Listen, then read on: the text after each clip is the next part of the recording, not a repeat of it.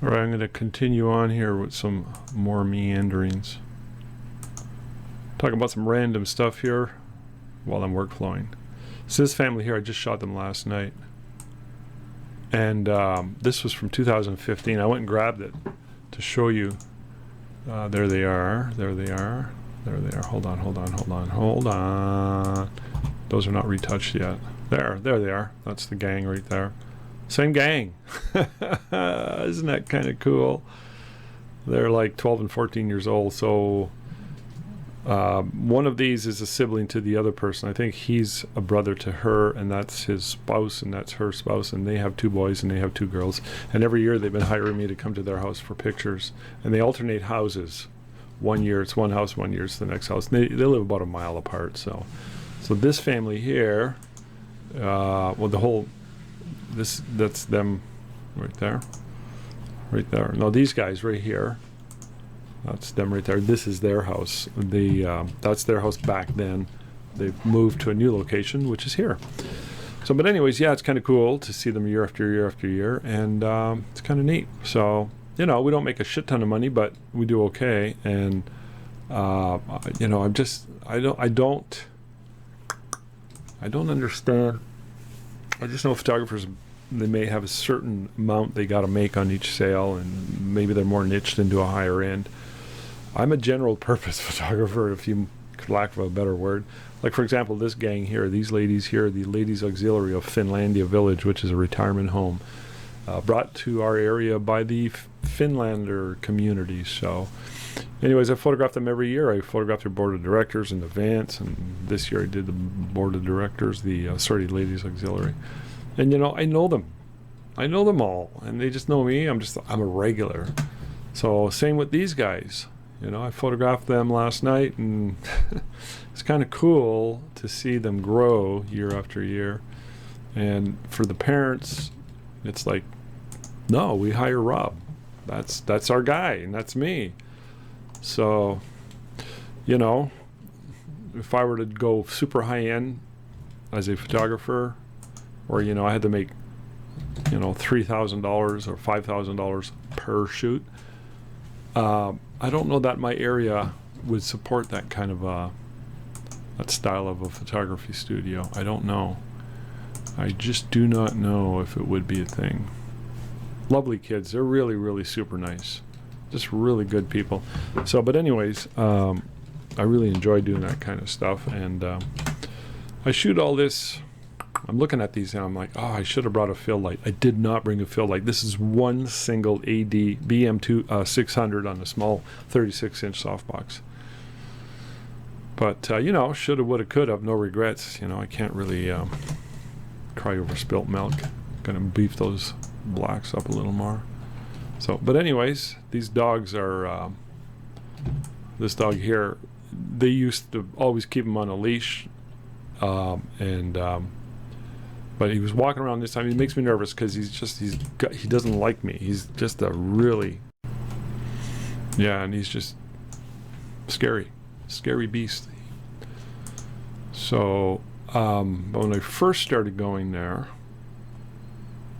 they had to definitely had to leash him. And their other dog, I'll show you a picture here.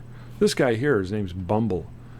Yeah, he's like wicked looking dog. He looks like a demon dog from hell. Just massive beast of a dog, and scary. And he's actually a really good dog, but they told me that when he was very young, he got attacked by a couple of dogs in the neighborhood, and it kind of emotionally scarred him. It's like, oh, that's too bad. That's too bad. I'm yellowing the teeth here. So, but yeah, you know, a lot of these clients are indicative of what we do year after year after year. And sorry, I'm focusing here too much. And it's kind of cool. You know, we make the bulk of our income shooting fairies, weddings, headshots and families. Headshots and families is almost on par nowadays. And used to be, weddings were really big. So, but not so much now. So yeah, I shoot all these JPEG. I give RAW. When I first started, I tried with RAW, and every once in a while I'll experiment with RAW. And you know, I was talking to James Hodgins last week, and he was talking about somebody who he wanted to help them with an image, and he said, send me the original, and he was shocked at how bad the original was. And I've seen that before. I've seen photographers, say for example, shoot high key, and their colors are like really, really yellow. They just don't even worry about the color balance, and the exposure is way off, and they just fix it in post. And you know, if that's the reason you're shooting RAW, then I'm sorry, I don't get it. I don't want to sound like an elitist or anything, but I try really hard to get it in camera, to get it right in camera. Get my exposure and white balance like 95% in. And I used to say this all the time when I was first way back in the day. When I first went digital, and one of my arguments was, well, I had two arguments why I was shooting JPEG versus RAW. One of which is it works. I explained already why it works. You know, 95% white balance and exposure are in, and if you're shooting haphazardly and fixing in post, that's a problem. Not necessary. But if you're my other argument was this: if I go to the bank with all the money I was making and am currently making, and like the bank teller doesn't look at the money and go, "Ooh, did you shoot JPEG or RAW to create this money?" It doesn't matter. There's no rule that says you have to shoot RAW, and I just don't understand it. Like there's that guy, I forget his name, he's got the big giant afro, and he always has on his t-shirt, "I shoot RAW." I swear to God, I'm going to get a t-shirt and it's going to say, "I shoot JPEG." I don't get it. I mean, I've heard every argument. Every single argument. Heard them all. And I do not understand. Because it works. So anyways, you know, I don't want to get into it too much. It's not like it's that important to me. So this guy's got a nice scar right there, so I told him I was going to leave it in there. I think he's proud of it. Could have been from a fight or from a hockey game. Who knows? I think last time I talked on one of these, I talked about creative visualization. And I mentioned a book by Shakti Gawan called Creative Visualization. And there's a lot of books on this. I mean, really, there is. And it's really, if you're looking for stuff like this, I think one of the best places for content is Neville Goddard. Neville, Neville. If you're interested in this, I'm always reading. I always got a book on the go by Neville. He died in 1970, but he was big into this stuff, and he explains it the best as far as I'm concerned, and it's quite good. But yeah, I think there's something to it. Hard to prove, and it's really it's almost impossible to scientifically prove. But so I'll give you a true story though. Back when I was 20, late 70s, I was working at a black and white darkroom. One of the best jobs I ever had. And sorry, I got to look at where I am here. Yellow teeth, open curves. There it is. This is how I lighten the teeth. So I go from here to here, go back in history, I click on the history brush, and then I erase out the yellow using the history brush. It's fast and easy. So I was at the time working at this lab. It was a commercial industrial mining guy studio, very successful company, and one of the best jobs I ever had, even though I had paid peanuts.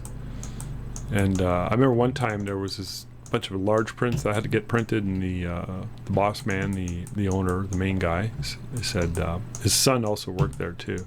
His son was slowly taking over, and he said, "These, don't print these. Let Dan print these." He was sort of like, these are really important. He had just finished a large road trip photographing mines for like 2 weeks or something like that, and he wanted them to.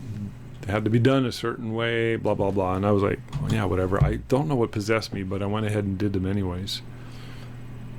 And the next day he came in and he was totally blown away. And he says, he gives me $40 in cash. You know what $40 in cash is like in 1979? That's a lot of money. But he was so happy with the results. He gives me a bonus right there on the spot. He pays me. He says, you're the best printer we've ever had. And they always had, I get to brag, he always had printers in the past. All of them usually had college or university degrees, diplomas. Not I, but I was ambitious.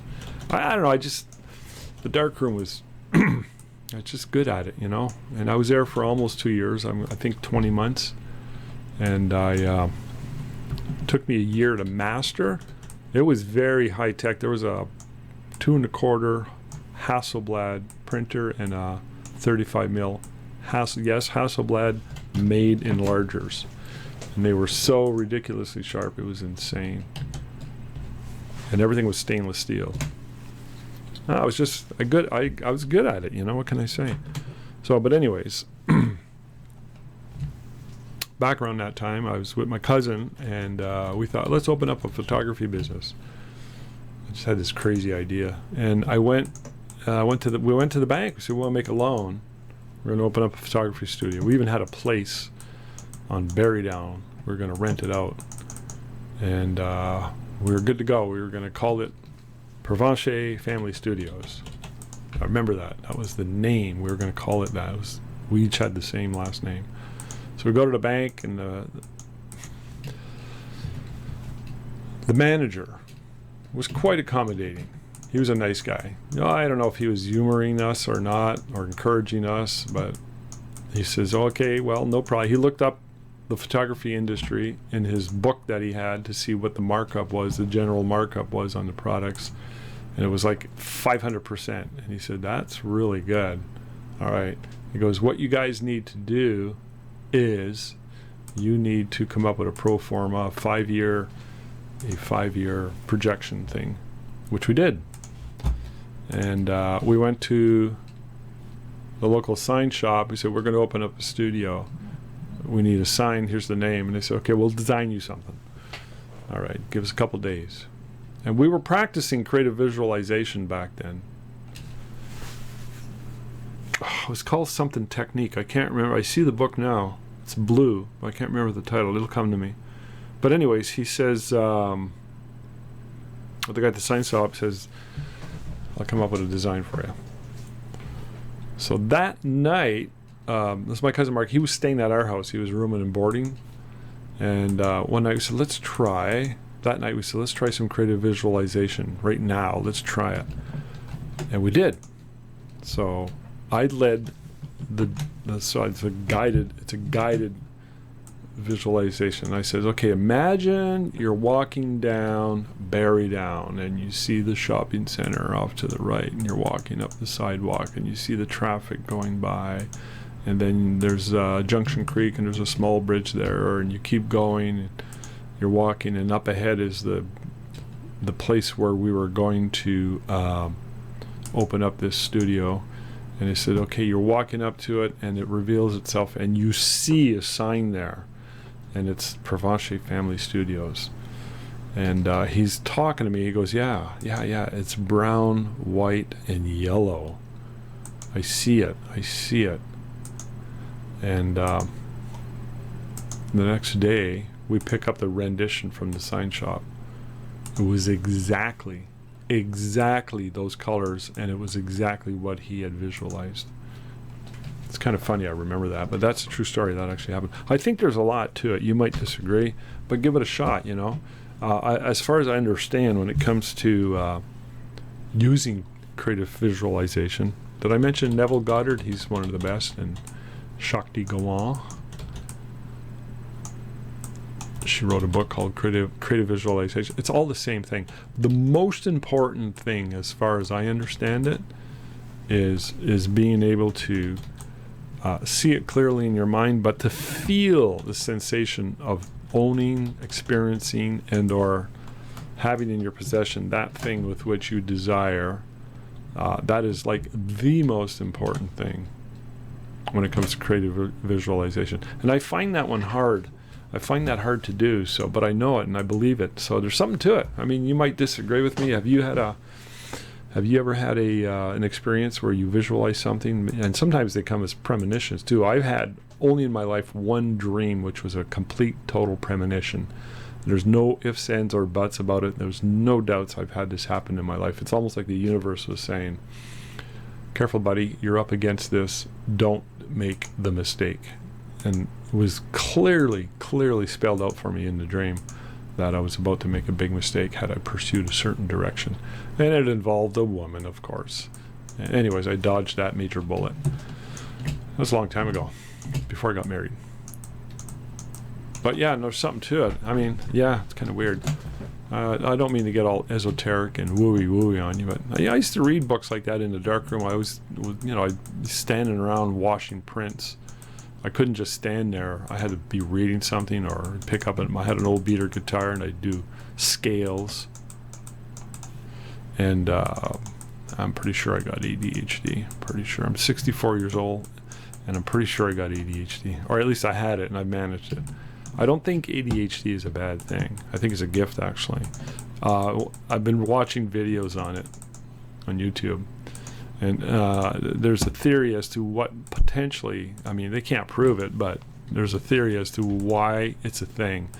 And when I heard this is only a few days ago, I was like, that makes perfect sense. So the theory is this, is that in our evolution, and you're going back millions of years, hundreds of thousands of years, certain members of the population of the tribe did not produce as much in their bodies, did not produce as much dopamine as the rest, and it's a survival mechanism. Those who did not produce enough dopamine, and that's the core issue with ADHD, not producing enough dopamine. That's why they give them Adderall, which kicks into dopamine. And that's a stimulant, so it sounds kind of sketchy when you think about it. But because the body doesn't produce enough dopamine, you're looking for external stimuli. Always looking for external stimuli. Now, if you go back in the survival days, the caveman days, 200, 300, 400,000, a million years ago, 2 million years ago, those who didn't produce enough dopamine did so and became those who became the hunters and protectors, those who kept an eye out for the tribe, and they were naturally fit for that because they're always looking for stimuli, and so they were looking for danger. So, and that kind of went away because we don't have that in our society anymore. I mean, life is good, right? And I kind of think that makes a lot of sense. I really do. So, whether or not you believe it or not, I don't know. Do you know anyone with ADHD? A lot of kids are being diagnosed with it, especially boys. They say that girls and boys have it in equal doses, but boys, because they're more restless by nature, it manifests more overtly. And girls, it's more internalized, so it's harder to spot and diagnose in girls. Whatever. So I look back at my life and constant pursuit of stimuli and constant impulsivity. That's another big one, is impulsivity, which kind of goes with the pursuit of stimuli, right? Constantly looking for something external. And wow, I think it's one of the reasons I really drank as much as I did and smoked, and just was a crazy wild man. It just that was the root of it all. I don't know. What do you think? ADHD. A lot of successful business owners. One of the jobs, as I'm discovering in my research, there's a list of jobs. These are really well suited for people who are with ADHD. And entrepreneurialism, salespeople, anything that involves constant stimuli. That's why I could never become an accountant. Ugh. I married an accountant, though, but I could never become an accountant. But anyways, yeah. So I got all see my ADHD kicked in again. So I manage it, whatever. I guess by default, whether or not I have it, I don't know, but I'm just saying. So way back when I sobered up in 1991, my life really went down a different direction, and because of that, I was able to be disciplined, in control of my impulses, in control of my constant need for stimuli and what have you, for the most part. I mean, it still gets in the way. You can ask my wife, anybody who knows me, my family, my in-laws. You know, I'm just like this hyperactive guy. I often put my foot in my mouth. Often. Yeah. Forgot what I was saying. There was something I was going to say about all this. I was going somewhere and I got distracted.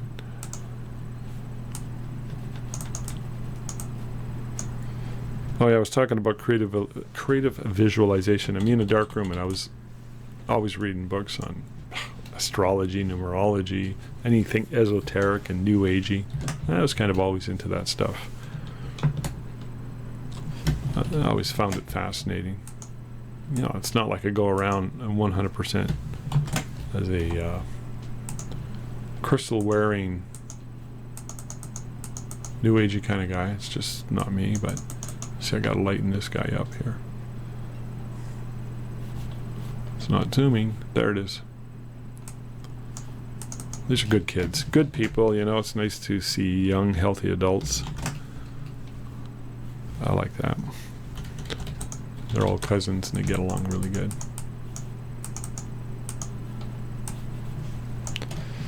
What else did I want to talk about?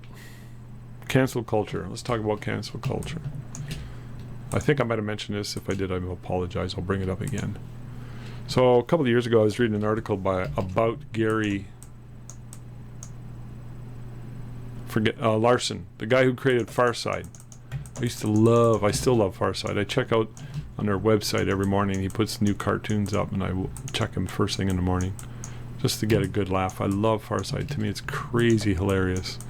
But I was reading an article or a short biography about them, the whole how it got started, and they used to get letters because back then it was syndicated in newspapers. They used to get letters to the editor. People used to complain. Not everybody, but some people would complain. They were offended by some of the cartoons. And I was reading this. I'm like, really? Offended by the Far Side? How could you possibly be offended by that? It just blew me away that anybody, anywhere. But yeah, now I can see how and why. I don't agree with it. I mean, come on, lighten up, man. You're going to get offended at something that's so ridiculously funny. But anyways, my point is this. I'm now currently reading a book. It's a massive tome on Walt Disney, about Walt Disney. It's amazing. So back in the 30s, when Mickey Mouse got created, it was a huge hit. And some people would write and complain about Mickey Mouse, because Mickey Mouse had to fit this certain, he was a certain personality. And eventually they created Donald Duck as a countermeasure to Mickey Mouse. Mickey Mouse was sunshine and happiness, but Donald Duck, he was a badass. He could say anything and he can pull gags. A lot of the humor, if you remember Bugs Bunny and all that stuff, and a lot of the humor similarly was gag-based. A lot of gags. So you could possibly offend people. But what that tells me, though, is that for those who are easily offended, and, you know, I always was kind of like shocked that cancel culture actually exists. It just blows me away that it exists. I mean, really, I don't get it. Well, I understand that it's happening, but here's the thing. It appears to me, from my experience with the knowing about the Far Side and people complaining, and Mickey Mouse people complaining, that people just complain. That's never not been a thing, and just throughout history and since the beginning of mankind, there are certain segments of the population that's all they do is whine, bitch, and complain. And nowadays we have Twitter and cell phones, social media, so that means that there's way more of a voice for these people. That's why cancel culture seems to be way bigger a thing nowadays than ever before, and I believe it's because of that, because of the fact that there's all these cell phones. Yeah, gives everybody a voice, even the whiners, complainers, and crybabies, which I don't get. I mean, life is too short. So yeah, things are changing. Do you notice are things different? Have you noticed that? It just seems to be off. You know what I mean? It's like there's this dark cloud just looming overhead. I mean, what is that? What is that? What is that all about? Am I full of it? Is that Mordor? Is Mordor calling and Sauron? Is it the fourth turning? Are we just going through a historical cultural shift? Is it I don't know. It's crazy. What do you think? Do you agree? Let me know. You gotta always check the dog in case the dog's got a boner. It happens.